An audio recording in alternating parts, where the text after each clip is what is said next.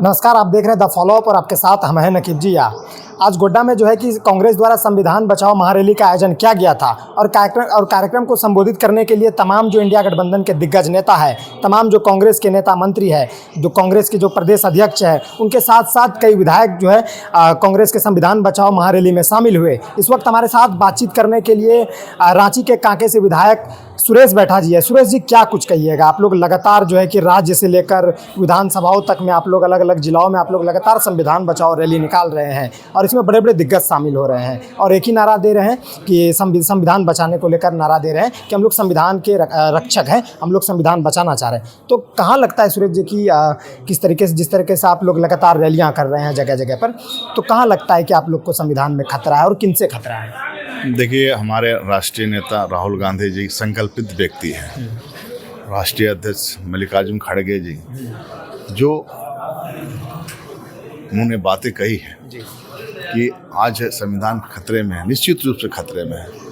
आपने देखा होगा 2018 में जो है इलेक्ट्रिसिटी एक्ट कानून जो है अनुसूचित जाति जनजाति के लिए जो सुरक्षा कवच है, उसको भी ख़त्म करने का काम उन्होंने किया था।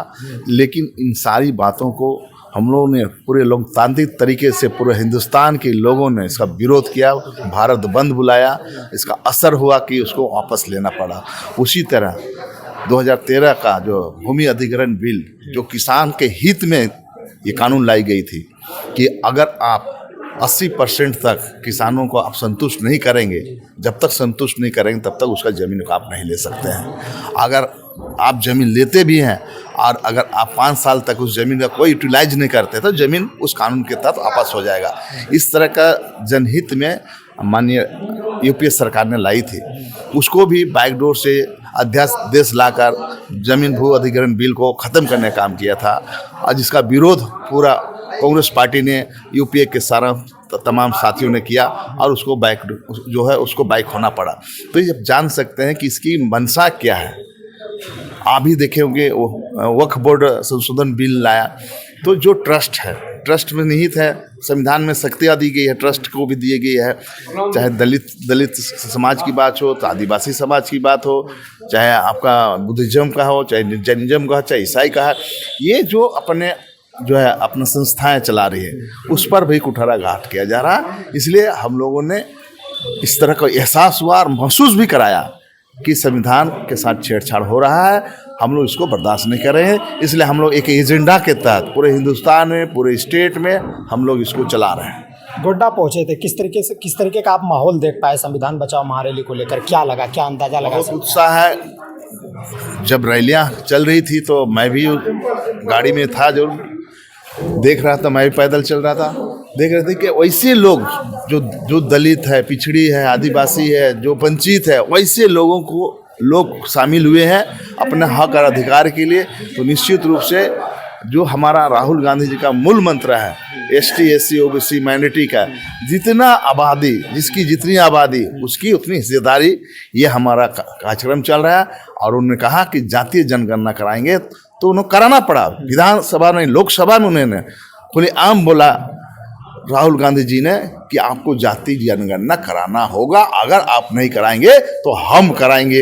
ये बात उन्होंने कहा, जिसको उनको लगा कि नहीं, जाति जनगणना कराना चाहिए। और हम लोग कई स्टेट में भी प्रोग्राम हुआ, अहमदाबाद में भी हम लोग महासम्मेलन हुआ, वहाँ भी इस बातों को रखा। इसलिए आदिवासी दलित पिछड़े का जो हम लोग का नारा है, उसको हम लोग, जो एजेंडा है, उसको हम लोग उठाएंगे और आगे बढ़ेंगे। बीते दिन सर राहुल गांधी जी जिस तरीके से बिहार दौरे पर थे और ज्योतिबा फूले देखने के लिए गए थे, वहां पर वो दलित छात्र से भी मिलने वाले थे, लेकिन इससे पहले प्रशासन ने धारा 144 लागू कर एफआईआर की सूचना मिली। इनको लेकर क्या कुछ कहिएगा? एक तरफ लगातार झारखंड में संविधान बचाओ रैली चल रही है और दूसरी तरफ विपक्ष के जो नेता है राहुल गांधी जी, वो लगातार बिहार दौरे पर है, तो दोनों जगह काफ़ी गहमागहमी देखने को मिल रहा है। कई एफआईआर हो जा रहा है तो कई रैलियों को रोक दी जा रही है। ज्योतिबा फूले छात्रावास में जो दलित लोग वहाँ रहते हैं, जो वहाँ अपना एजुकेशन लेते हैं, जो शैक्षणिक माहौल है वहाँ पर, उसको देखने के लिए, जानने के लिए गए थे और ये जानना चाह रहे थे कि आपके साथ में क्या हो रहा है। तो उन्होंने पूछा तो बहुत लोगों ने कहा कि हम लोग का स्टाइपेंड फीस को भी कम कर दिया गया है। तो एक जो स्टाइपन फीस दिया जाता था, स्टाइपन मिलता था आदिवासी, दलित, पिछड़ी, अल्पसंख्यक को, उसको भी कम करने का काम किया है। इसलिए राहुल गांधी जी ने मूल मंत्र एक ही दिया है, एसटी ओबीसी मैंडेटरी, जिसकी जितनी आबादी उतनी हिस्सेदारी। ये नारा है नहीं, ये धरातल में उतारने का काम करेंगे।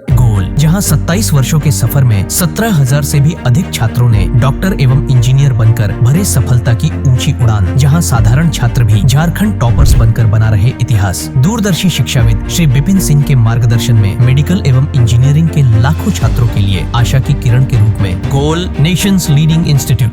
बायोम सिर्फ मेडिकल प्रिपरेशन का संस्थान। बायोम से लगातार दूसरी बार नीट यूजी में 700 मार्क्स पार। 10th पास स्टूडेंट्स के लिए फाउंडेशन कोर्स, 11th पास स्टूडेंट्स के लिए फ्रेशर कोर्स और 12th पास स्टूडेंट्स के लिए टारगेट कोर्स 17 अप्रैल से शुरू हो रहे हैं। कॉल 7360066190 और visit Biome, circular road near women's college and Hinu, Ranchi. thefollowup.in.